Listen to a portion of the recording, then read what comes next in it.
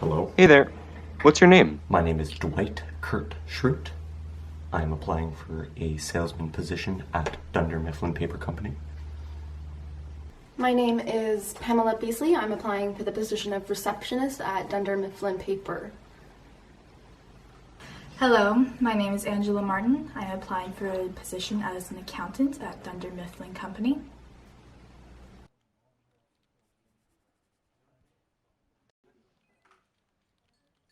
Hi, I'm Jim Halpert. Okay, so my first question for you is why do you feel you'd be perfect for this job? I am a perfect person for this position, as I have an exceptional marketing ability, as I can sense human fear, and once I have that grip, I persuade. I think I would be a really good fit for this job. I'm a pretty diligent worker, I'm a fast typer and a fast learner, and I think I would make a great receptionist for your company.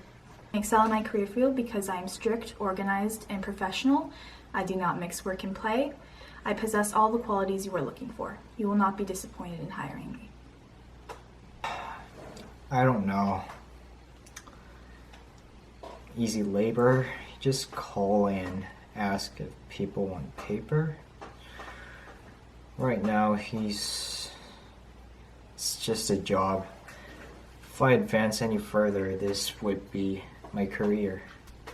What are your best qualities and how do those qualities help you in this My job? best qualities. I would say my best quality is that I am able to work independently. Humans are a waste of space. I can do one's job 10 times better. No. 100 times better. No. 1,000,000 times better. I am exceptional at what I do.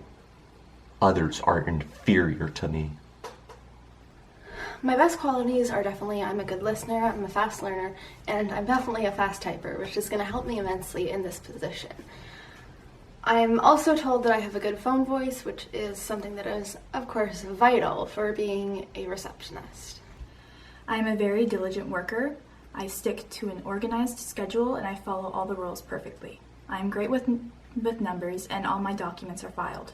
I think my qualities are I'm reliable.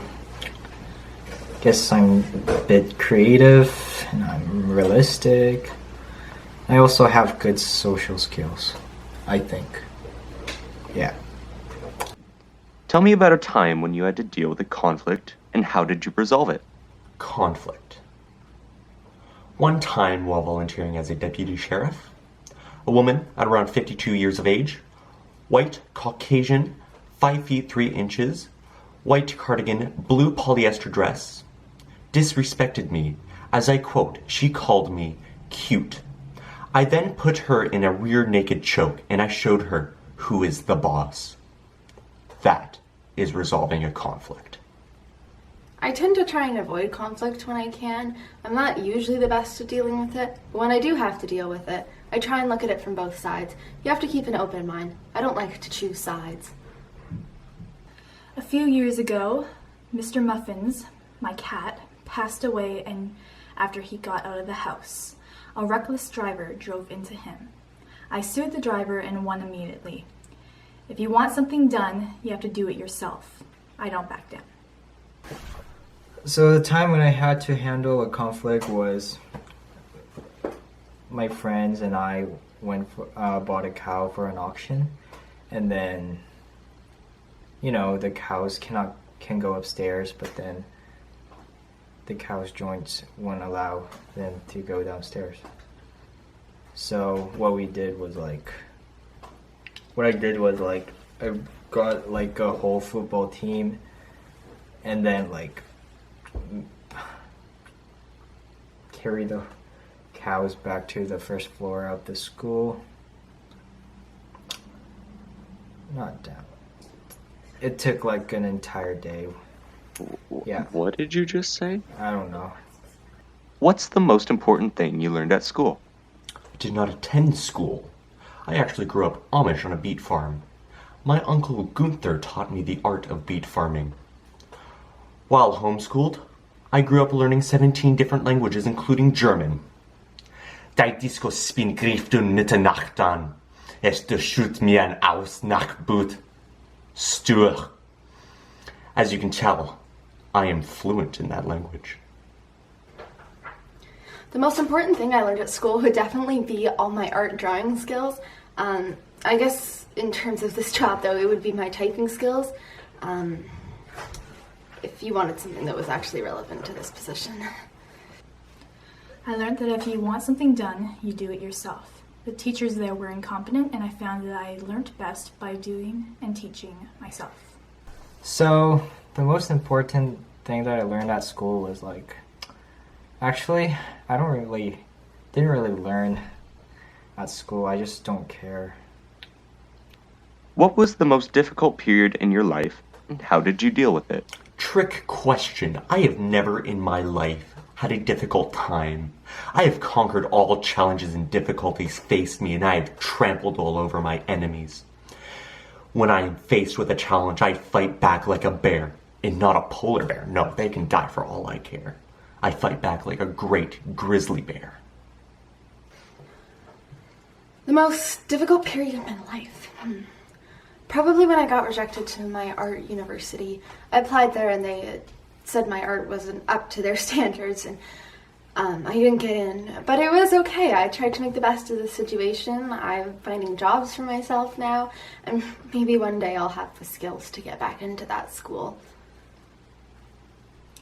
The most difficult period in my life was when Mr. Muffins passed away. Although it was a painful experience, I found that I dealt with it quickly and professionally. I mean, like, the hardest part was like the cow part was pretty tough, you know. And other than that, like, my grandma died when I was in grade 4. What are the qualities that make you a good leader? What about a bad leader? What do I think makes a good leader? Well, let me ask you this. Have you ever read the 48 Laws of Power? No, I haven't. No? Well, I have.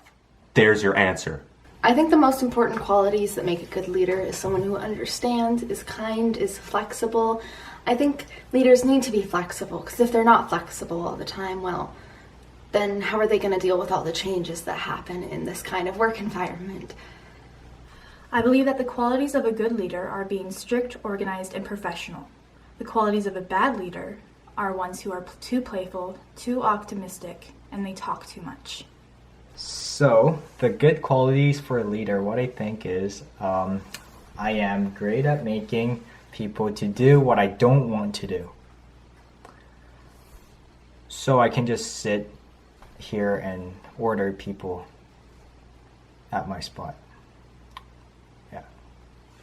Okay, my last question for you is, if you could choose one superpower, what would it be and why? Foolish man.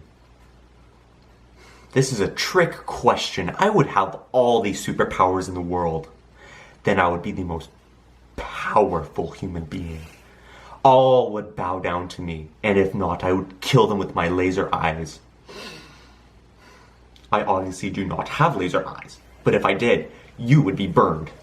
If I could choose one superpower, probably flying? I don't know.